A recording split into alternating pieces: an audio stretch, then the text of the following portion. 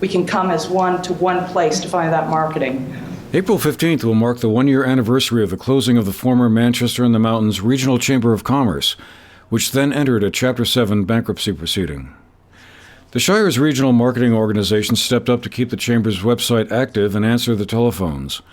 They also set up 2 locations in downtown Manchester to serve as brochure distribution points for visitors and tourists.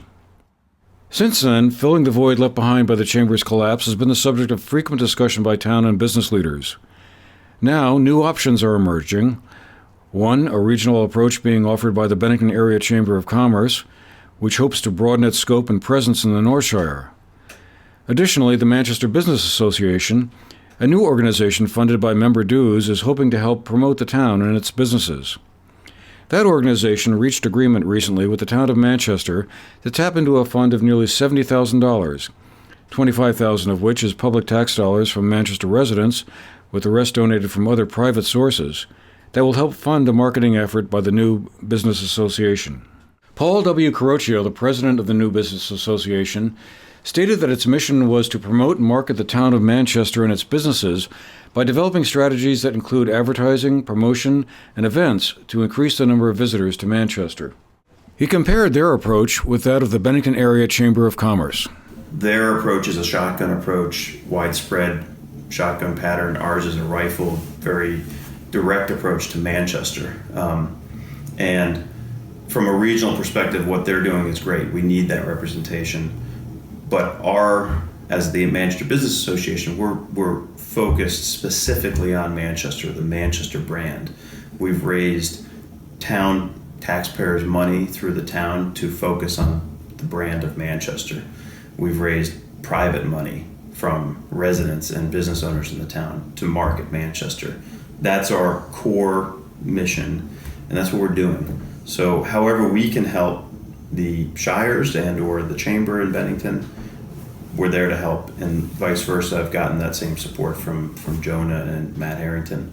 And in fact, I think we may even do some things together next week, talking about where we might be able to get the attention of the legislature, and all those types of things go through both organizations. So I think it's once people understand our purpose, each group's purpose and our missions, and we get those communicated to the public as soon as we can, people will have a better understanding of how to support all of the groups, because they do have distinct missions and purposes, and they're all good. Meanwhile, at a select board meeting in Manchester last month, Jonah Spivak, the chairman of the Bennington Area Chamber of Commerce's board of directors, along with Matt Harrington, their executive director, outlined for the select board the approach they are moving towards as they transition into a more regional chamber.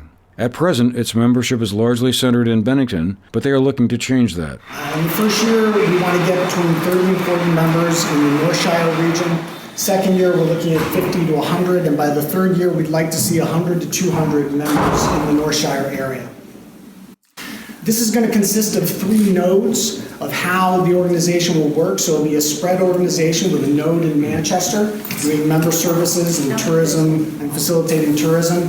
A node at the Welcome Center on 279, as well as a node in Bennington. I want to talk to you a little bit organizationally, but then I'm going to let Matt talk a little bit about the specifics of how we want to reimagine a chamber of the future. Because part of the problem is we can't stand still. We need to be progressing and figuring, both looking backwards for lessons on how not to repeat things that might have gone wrong, but also looking forward on how do we create an organization that's really going to serve our region as a whole very well. And here's one thing that we are not going to do as an organization. That is to duplicate the efforts of other organizations that are already working very hard to promote the region. And I think in particular for the recently organized Manchester Business Association. Like we currently work with the Better Bennington Corporation, which is now renamed itself as the Downtown Bennington Alliance. I'm still getting used to that one. Our goal is not to duplicate the efforts of those organizations, but rather to come alongside and provide assistance where needed, and also to provide services that aren't currently within the purview of those organizations to fulfill. Select Board Chairman Ivan Beatty reiterated a stance expressed consistently since the closure of the chamber. The interests of Manchester were their first priority, he said.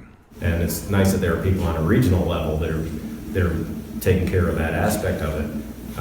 We recognize that as being important, but as a municipality,